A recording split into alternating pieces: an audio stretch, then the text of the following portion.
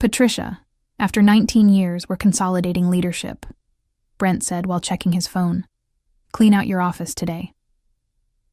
I sat across from him, absorbing the impact of his words while he continued scrolling through his messages. The corner office that had witnessed countless million-dollar decisions now felt sterile and cold. 19 years of service dismissed during a casual lunch-hour meeting. I understand, I replied, my voice steady despite the shock rippling through me.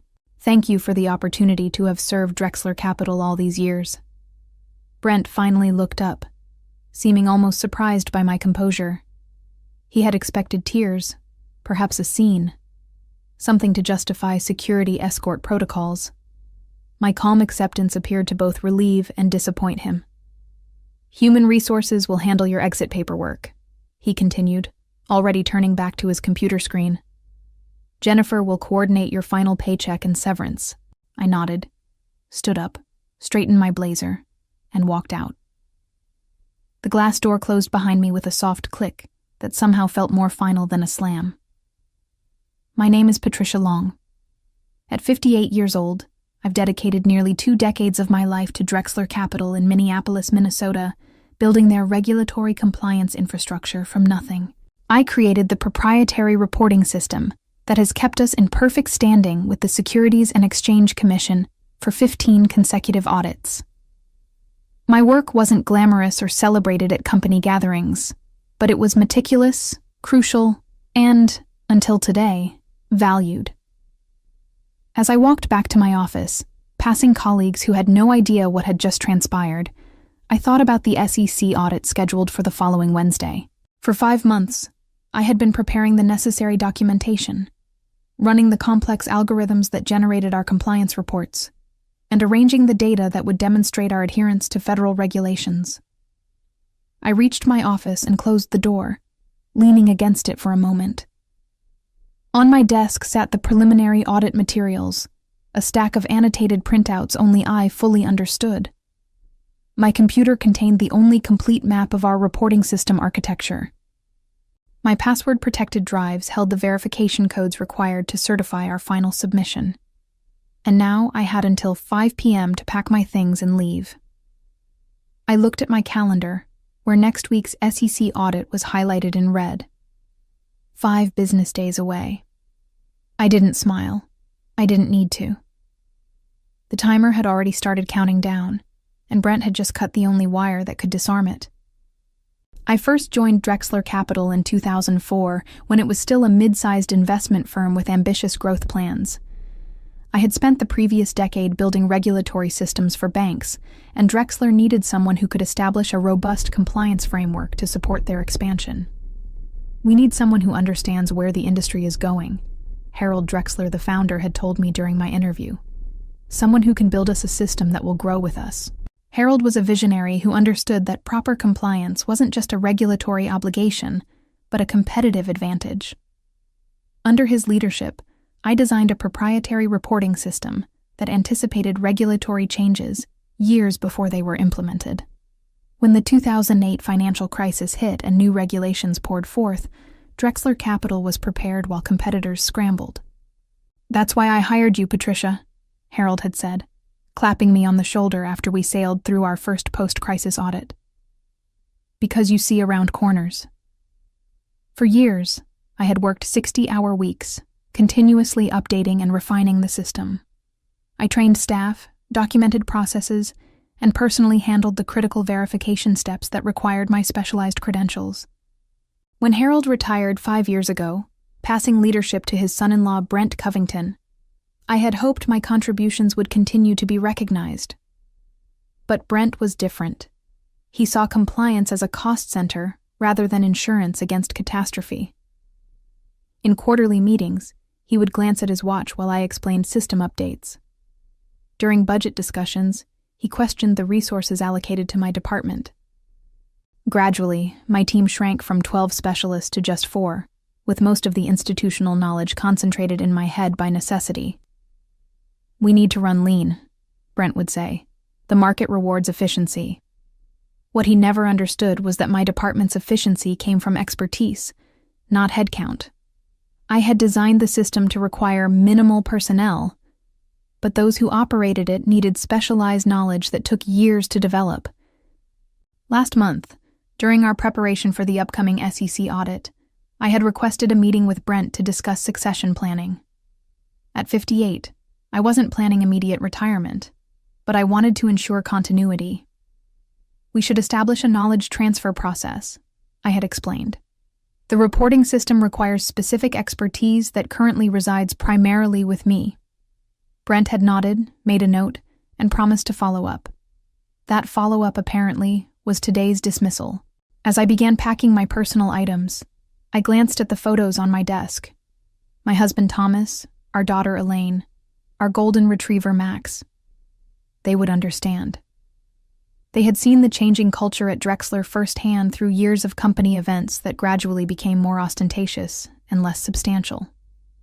By 3 p.m., I had filled 2 boxes with personal belongings. My desk was almost cleared, save for my company laptop and the stack of audit preparation materials. Jennifer from Human Resources appeared at my door, her expression carefully neutral, but her eyes betraying discomfort. "Patricia, I have your exit paperwork," she said softly, closing the door behind her. "I'm so sorry about this." Jennifer was 32 and had been with the company for only 4 years. She couldn't possibly understand the depth of what was happening, but her sincerity was appreciated. "Thank you, Jennifer. These things happen in corporate life," I replied, accepting the folder she extended. "The severance package is 6 months," she explained, pointing to the highlighted sections. "And your health insurance will continue through that period. You'll need to sign here acknowledging receipt." As I reviewed the documents, I noticed a non-disclosure agreement and a non-disparagement clause. Standard practice. But reading them carefully, I realized they only prohibited me from discussing company trade secrets or making public statements that could damage Drexler's reputation.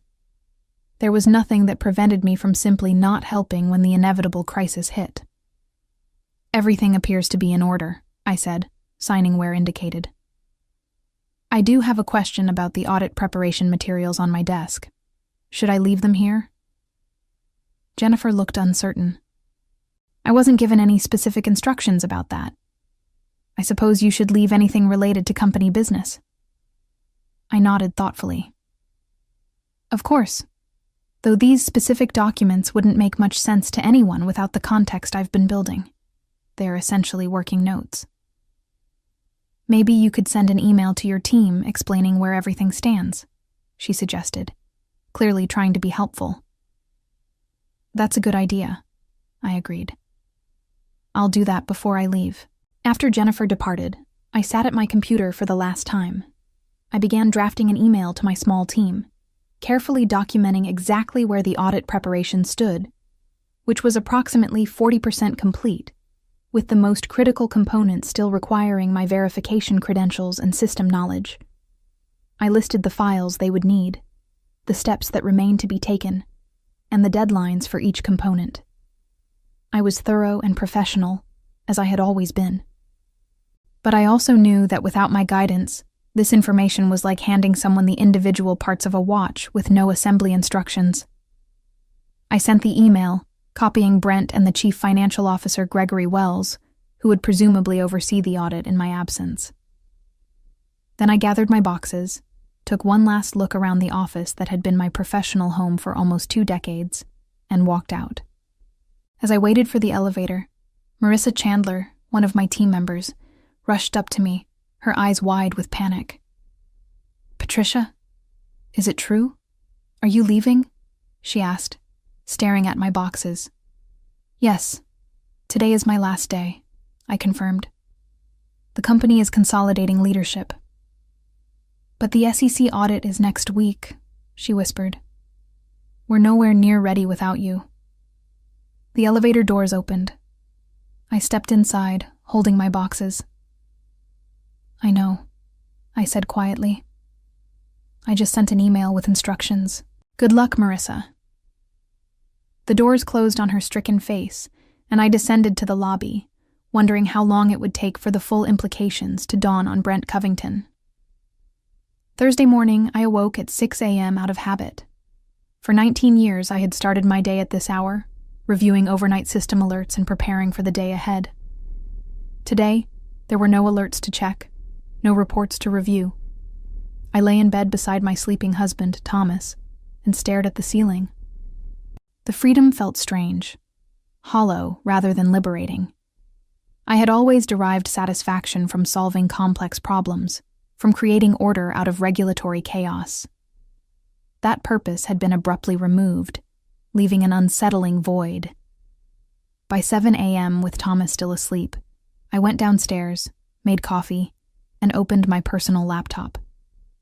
Out of curiosity, I checked my company email account, which would remain active for 24 more hours according to standard protocols.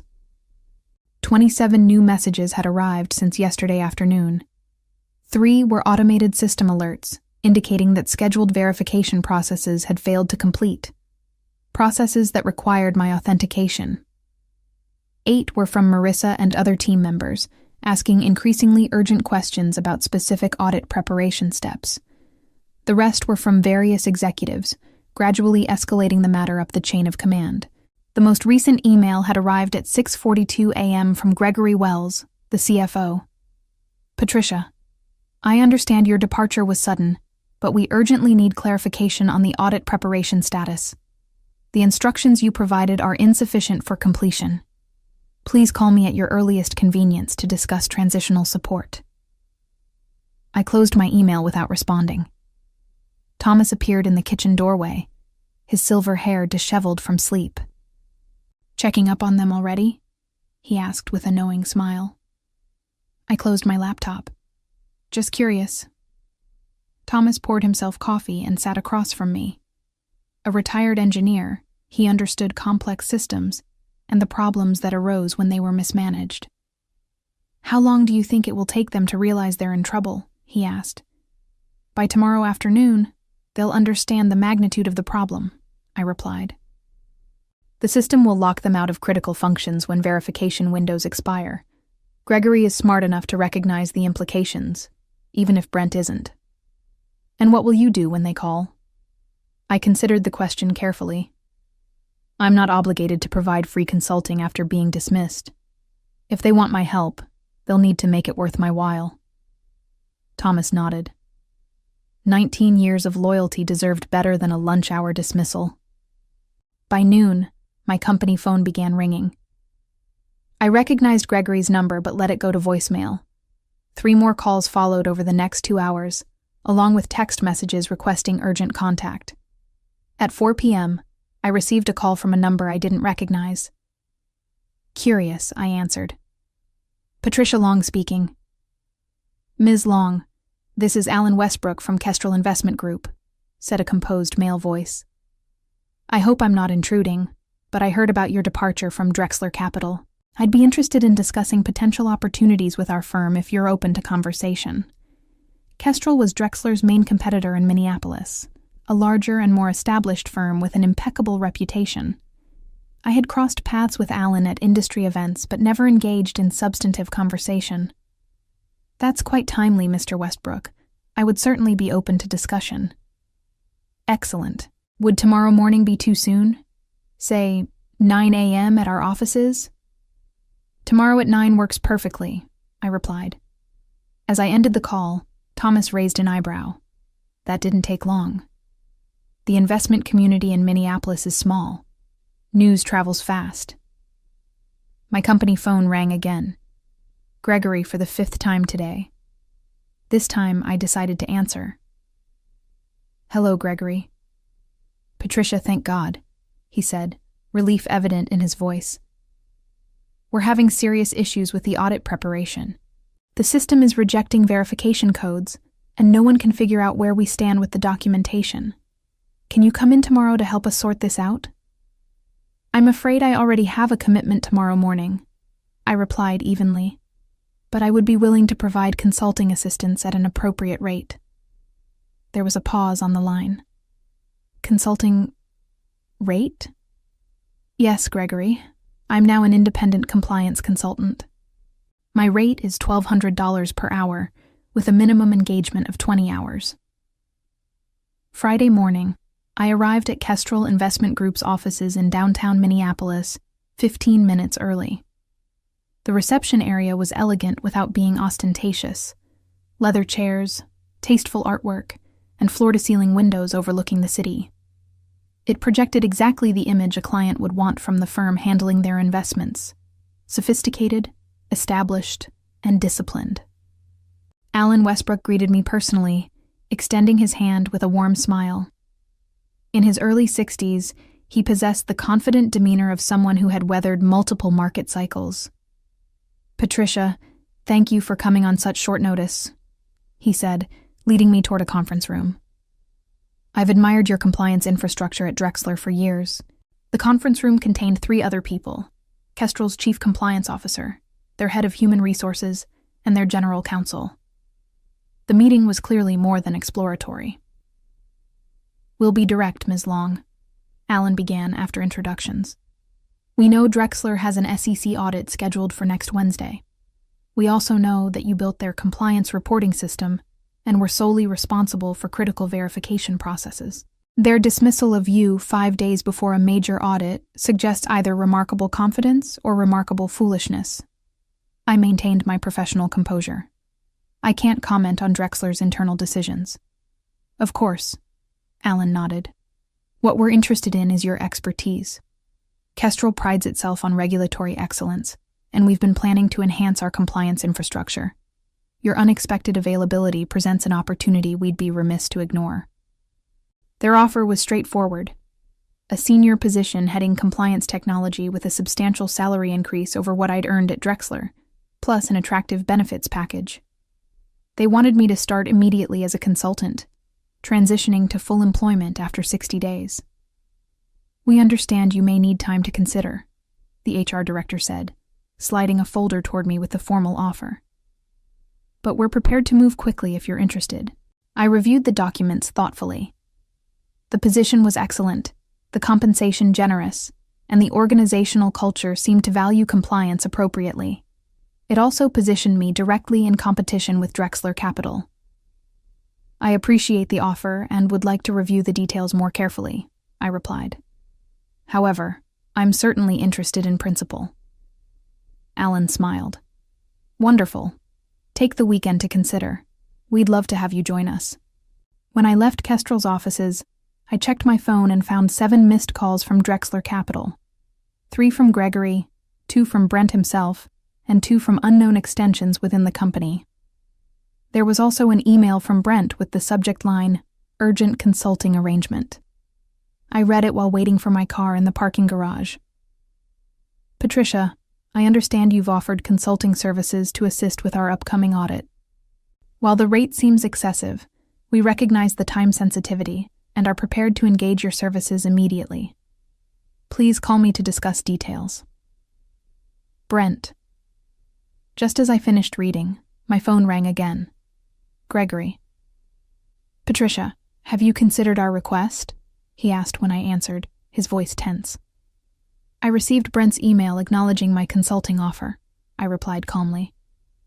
"But I should inform you that I've just concluded a meeting with Kestrel Investment Group about a permanent position. They've made a very attractive offer." Gregory's sharp intake of breath was audible. "Patricia, please, we're in a critical situation. The system is generating error messages we don't understand. The audit team arrives in 5 days. I'm aware of the timeline, Gregory. Brent has authorized your consulting rate. Can you start today, right now?" I paused, allowing the moment to breathe. "I have another commitment this afternoon. I could potentially begin Monday morning at 8 a.m. "Monday morning," he repeated, clearly calculating the remaining workdays before the audit. "That leaves us just Monday and Tuesday to prepare." "Yes," I replied simply. "That's correct." By Monday morning, the panic at Drexler Capital had reached fever pitch. Over the weekend, I had received 17 more calls and 15 emails, escalating in urgency. I had responded only to confirm that I would arrive at 8 a.m. Monday as agreed, with a signed consulting contract in hand. Walking into the building felt surreal. The security guard, Roberto, greeted me with confusion. Ms. Long, I thought you left the company. I'm here as a consultant today, Roberto, I explained, showing him the visitor pass Gregory had arranged. Oh, I see. They've been in quite a state since Thursday. Mr. Wells was here until midnight Saturday. The elevator ride to the 14th floor was quiet. I had deliberately arrived carrying nothing but my purse and a thin portfolio containing the consulting agreement. I wore a new suit, charcoal gray with subtle pinstripes, purchased over the weekend specifically for this occasion and for my upcoming meeting with Kestrel on Wednesday. It was important to mark visually that I was no longer an employee but an outside professional. The office was unusually active for 8 a.m. As I walked through the floor toward the conference room where we'd agreed to meet, I saw stressed faces and heard urgent conversations. Marissa spotted me and hurried over. Patricia, thank God. It's a complete disaster. Nothing is working properly. Good morning, Marissa, I replied with professional distance. I understand there are issues with the audit preparation. Her eyes widened slightly at my tone, but before she could respond, Gregory appeared from the conference room. Patricia, thank you for coming. Everyone's waiting inside. The conference room contained Brent, Gregory, the entire compliance team, and 2 IT specialists I recognized. Brent's usual polish was noticeably diminished, his shirt slightly wrinkled, dark circles under his eyes. Let's get started, he said without preamble. We have a critical situation with the SEC audit tomorrow. Wednesday, I corrected calmly. The audit is scheduled for Wednesday at 9 a.m. Tomorrow is Tuesday, Gregory interjected. We essentially have today and tomorrow to prepare. I placed my portfolio on the table and removed the consulting agreement. Before we begin, I'll need this signed and the initial payment processed. 20 hours at $1,200 per hour, for a total of $24,000. Brent's jaw tightened, but he nodded to Gregory, who took the agreement. We'll process this immediately, Gregory assured me. In the meantime, can you help us understand what's happening with the system? I turned to the large monitor on the wall where they had displayed the reporting system dashboard. Red error messages populated nearly every module. What you're seeing is the system protecting itself, I explained. The compliance reporting framework operates on a principle of progressive verification. Each module requires authentication at critical points to ensure data integrity for SEC purposes. When those verifications aren't completed within scheduled windows, the system locks those modules to prevent potentially inaccurate reporting. And you're the only one with authentication credentials, Brent stated flatly. That's correct. As we discussed multiple times over the years, the system was designed with segregated authentication to prevent internal manipulation of compliance data. It's actually a selling point with regulators. It demonstrates our commitment to reporting integrity. The room fell silent as the implications sank in. Without my credentials and expertise, the system would remain locked, and the SEC would arrive to find Drexler Capital unable to produce required compliance documentation. What exactly would happen if we can't provide these reports to the SEC? Asked one of the junior team members. Gregory and Brent exchanged glances. At minimum, substantial fines, Gregory answered. At worst, trading restrictions while we're investigated for compliance failures. I smiled politely. Shall we begin? By Tuesday afternoon, it was clear that even with my assistance, Drexler Capital wouldn't be fully prepared for the audit. We had managed to unlock the system modules and verify about 60% of the required documentation, but critical components remained incomplete. This is normally a 5-week process, I explained to the increasingly tense room. We're attempting to compress it into 2 days. Brent paced behind the conference table, occasionally checking his phone. What are our options at this point? You could request a postponement from the SEC, I suggested. Cite the recent organizational changes as the reason. And telegraph to the regulators that we've disrupted our compliance function right before an audit. Gregory shook his head. That raises more red flags than it solves. Brent stopped pacing. Patricia, what would it take to complete everything by tomorrow morning? I considered the question honestly. Working through the night might get us to 80% completion, but the risk management attestations require board member signatures, and 3 modules need full verification cycles that take at least 12 hours to process properly. So it's impossible, Gregory concluded. Not impossible, I corrected, but beyond the scope of our current consulting agreement, which ends at 5 p.m. today. Brent's expression darkened. You're saying you'll leave at 5 p.m. regardless of our status? I have a prior commitment tomorrow morning, I replied calmly. A final interview with Kestrel Investment Group. The room fell silent again. Everyone present understood what that meant. I was not only leaving them unprepared for their audit, but joining their primary competitor.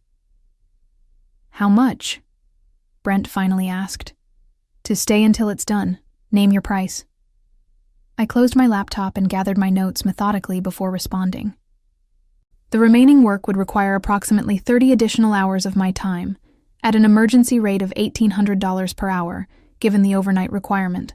That's $54,000, payable immediately. Brent didn't hesitate. Done, Gregory. Process the payment right away. I nodded, reopening my laptop. Then I suggest everyone get comfortable. It's going to be a very long night. Wednesday morning arrived with grim faces and empty coffee cups littering the conference room. We had worked through the night, and while we'd made substantial progress, the system was still processing final verifications when the receptionist called to announce that the SEC audit team had arrived. They're early, Gregory muttered, checking his watch. It's only 8:30. Stall them, Brent instructed. Offer coffee, give them the guest Wi-Fi password, whatever it takes. I watched the progress bar on the final verification module. 87% complete. At the current rate, we needed at least another 30 minutes. Should I go welcome them? I asked innocently. As the compliance consultant? Brent's gaze snapped to me. Absolutely not. I don't want them knowing we had to bring you back as a consultant. I nodded understandingly. In that case, you'll need to explain the incomplete modules yourself. The documentation package should include a disclosure about the current status. Gregory looked alarmed. We need to disclose that we're not fully prepared? SEC Regulation 17A4 requires full transparency regarding any compromised compliance processes, I explained. Attempting to conceal the system status would constitute a serious violation. Brent's face flushed red. This is absurd.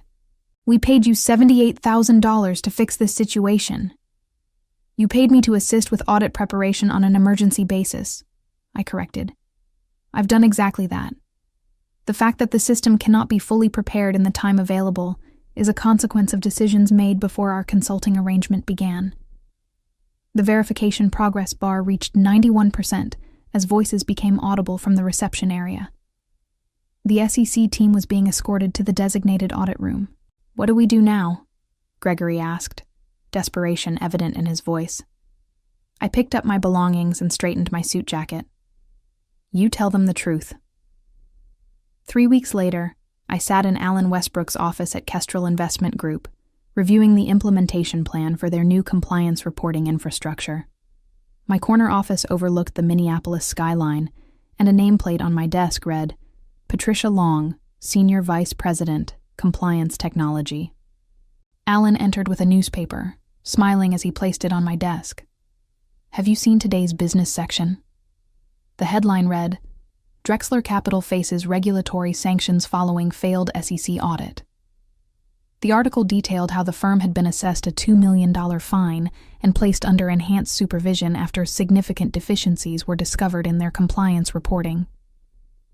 Trading restrictions had been imposed on certain investment products until remediation was completed.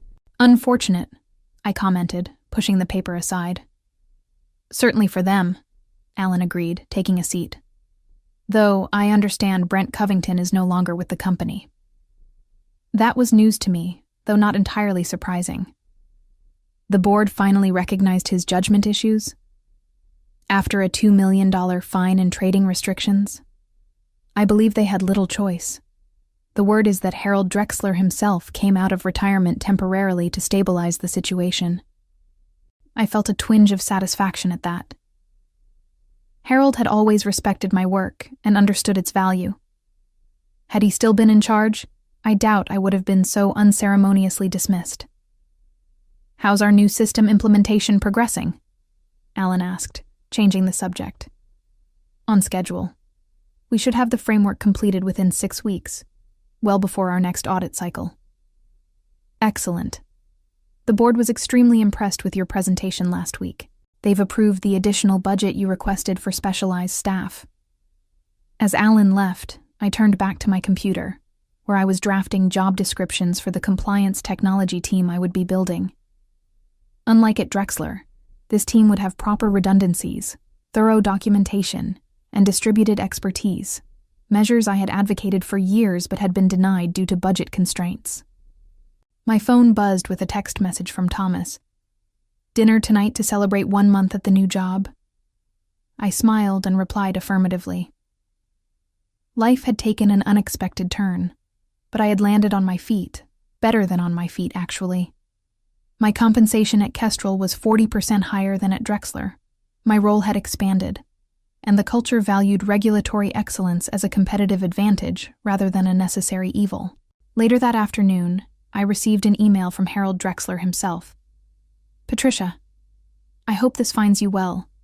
I've returned temporarily to address the situation at Drexler Capital, and I wanted to reach out personally. The decisions made regarding your position were short-sighted and have cost the company dearly. While I understand you've moved on to what I hear is an excellent opportunity, I wanted to express my personal regret about how things were handled. Regards, Harold." I appreciated Harold's message but felt no inclination to respond immediately. Perhaps in time the sting of dismissal would fade, but for now I was focused on building something better at Kestrel. The events of the past month had taught me an important lesson. True value isn't always recognized until it's gone.